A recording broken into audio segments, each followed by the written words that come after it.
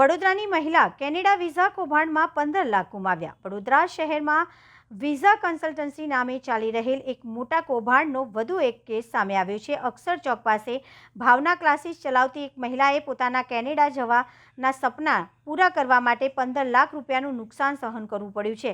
મહિલા બેલા યાદવે જણાવ્યું કે તેને પ્રથમ તબક્કામાં રૂપિયા 6.50 લાખ રોકડ રકમ એક ઓળખીતાની મારફતે સિદ્ધાર્થ પીનાવાલા સુધી પહોંચાડી હતી। ત્યારબાદ વધુમાં રૂપિયા 6 લાખની ઓનલાઈન ચૂકવણી પણ કરી।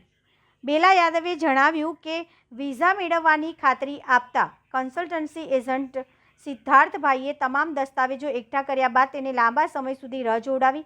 છેલ્લા 2 વર્ષથી બેલા યાદવ પોલીસ સ્ટેશનના ચક્કર મારી રહી છે, પરંતુ તેને અત્યાર સુધી ન તો વિઝા મળ્યા છે અને ના જ પોતાની મહેનતના પૈસો પાછો મળ્યો છે। નિરાશ થયેલી બેલા યાદવે આજે સીધા પોલીસ ભવન ખાતે પોલીસ કમિશનરને લેખિતમાં રજૂઆત કરીને ન્યાય માંગ્યો છે।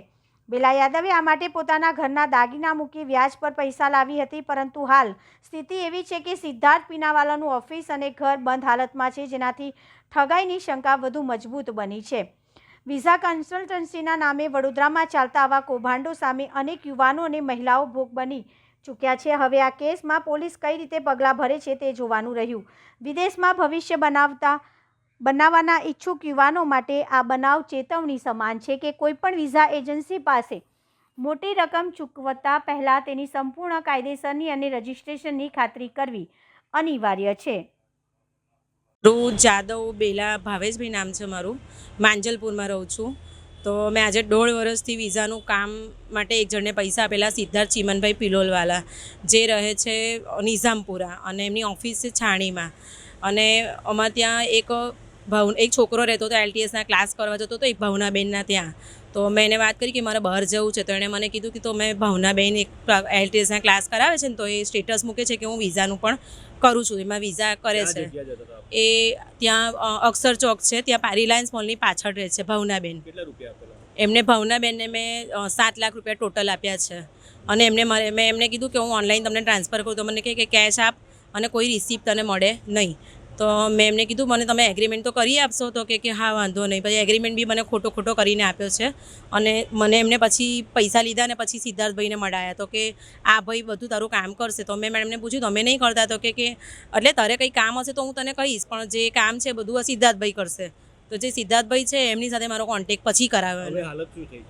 હવે હાલત મારી આજે 1.5 વર્ષથી હું કંટાળી ગઈ છું અને 1.5 વર્ષથી આજે ફરફર કરું છું। મારા 15.5 લાખ રૂપિયા બધા થઈને બધા આપેલા છે અને મારા ભાઈઓનું બધું ગોલ્ડ, મારું ગોલ્ડ, હું વ્યાજ ભરીને થાકી ગઈ છું। હવે વ્યાજ ભરીને કંટાળી ગઈ છે। 3 જગ્યાએ પોલીસ સ્ટેશનમાં ફરી, બધે અરજી આપી, મારી ગોળ અરજી ફરી બધે, ત્યાં સુધી સિદ્ધાર્થભાઈ ચીમનભાઈ, જે સિદ્ધાર્થભાઈ છે ને એ ગુમ થઈ ગયા। એમના છોકરાઓ અને એમના વાઈફ હતા, તો મેં એમને કીધું તો કે થોડા દિવસમાં આવી જશે। તો હાલમાં એ હાલત છે કે એ લોક કરીને જતા રહ્યા છે ઘર। હવે તમે કોની પાસે આવ્યા છો મદદ માટે? હવે હું છે ને બધી પોલીસ સ્ટેશનમાં એકલી ફરીને કંટાળી ગઈ છું। મારી પાસે સોસાઇટ સિવાય કોઈ ઓપ્શન છે નહીં, તો હું કમિશનરની ઓફિસે આવી છું અને કમિશનરની ઓફિસે હું બસ એમને એક જ અરજી કરું છું કે મારા પૈસા નીકળી જાય ને, તો મારી પાસે સોસાઇટ સિવાય કંઈ જ ઓપ્શન છે નહીં।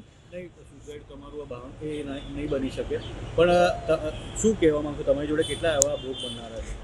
મારા ગ્રુપ એ ભાવનાબેને જે છે ને 10 જણનું ગ્રુપ છે, 10 જણના ગ્રુપમાં ભાવનાબેને બધા પાસેથી કેશ લીધા છે। અને ભાવનાબેનને જ્યારે મેં ફોન કર્યો ને કે મારું વિઝાનું કામ મેં બંધ કર્યું છે તો મને પૈસા પાછા રિટર્ન, તો મને કહે છે જો બધું સિદ્ધાર્થભાઈએ કર્યું છે, મારે કોઈ લેવા દેવા નહીં, મારે એમને કેશ દીધા હતા ને એટલે એ મને એવું કહે છે કે હવે મારે કોઈ જ લેવા દેવા છે નહીં। ઘરની બધી પૂંજી મૂકી દીધી છે? બધી, બધું મારા ભાઈઓ પાસેથી મેં એવું કીધું કે હું તમને વરસ પછી આપી દઈશ, હું કેનેડા જઈશ પછી તમને બધું પૈસા પાછા પરત કરીશ અને તમારું ગોલ્ડ તમને છોડા આપીશ। તો મેં આજે બધું જ ગોલ્ડ મારા 2 ભાઈઓનું, મારી પાસે થોડું ઘણું મેં કમાયું હતું એ બી બધું ઘરકામ કરું છું। મેં બધું કામ ઘરેથી પાર્લરનું કરું છું, તો મેં બધું કામ કરીને મેં મારી છોકરી માટે થોડું ગોલ્ડ બનાવ્યું હતું એ બધું મેં આજે બેંકમાં મૂકીને બધું વ્યાજ ભરું છું ને બધું પૈસા મારા બધા આજે ફસાઈ ગયા છે। મારે કેનેડા જવું હતું। શું નામ આપનું? મારું બેલા ભાવેશભાઈ જાદવ।